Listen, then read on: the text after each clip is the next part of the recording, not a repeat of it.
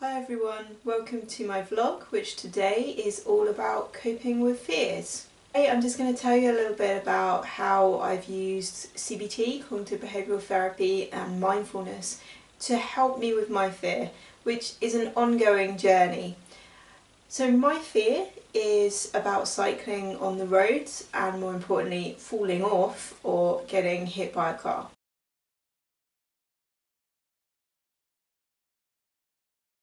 Like many kids, I had a bike, I had an accident, I was maybe a little bit too confident and I hit a curb and my face went smash against the pavement, had a few stitches and it kind of put me off a bit. Got back on the bike as a kid, but then as an adult, when I stopped using the bike regularly, the fear kind of grew a little bit more. Is all about breaking the cycle that keeps the fear going, and you break that at two places. First place, you break it at the place of your thoughts, and the second place, you break it at the place of your behaviours, which for me was just not going out for a ride or going at particular times that felt safe. So I would only go in the summer on a Sunday morning at like 6 o'clock when I knew that there would be no cars on the road.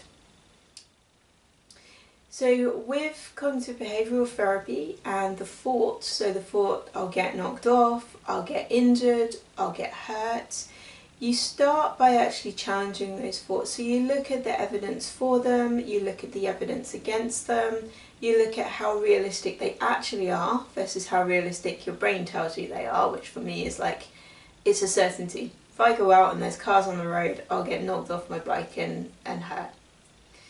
And my brain acts like that's a certainty when actually it's not. You know, there are plenty of people that do go for cycles and don't get knocked off. However, having been a cognitive behavioural therapist for a number of years, one of the things that I noticed was that however hard I challenged these thoughts and realised that they weren't realistic, that they weren't in line with the actual risk or reality, I still found it quite difficult to overcome the fear. And that's when mindfulness can be really, really helpful, because with mindfulness, it's not about having to challenge that feeling, challenge that thought, but it's about allowing it to be there, but letting go of the power of that thought. So almost like that thought becomes kind of a clock in the background that's ticking away, but if I don't focus on that clock, it doesn't need to be a problem. So for me, there were thoughts or emotions. So with the cycling on this hand, the thoughts and emotions, I'll get knocked off, emotion of fear. And then there's the reaction. So my reaction, well, I won't go. Or I'll go, but I'll go really early in the morning when there's no one else on the road. What we're doing with the mindfulness is just starting to separate these out a little bit. So there's a bit more space between your thoughts and emotions and your reaction to them. As in here is then where we can place choice. So mindfulness in that sense has been really helpful for allowing me just to be okay with the fact that I do have those thoughts and I do get fearful around cars or as the roads get more busy.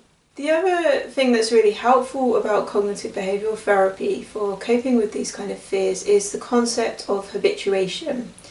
Basically what this is when you go into a fearful situation, your fear level rises. You know, so if your fear was kind of here, you go into a situation like on a road with some cars and your fear rises. So most people, what they do when they're faced with that situation or something that scares them is they take themselves out very quickly and then the fear level drops right down.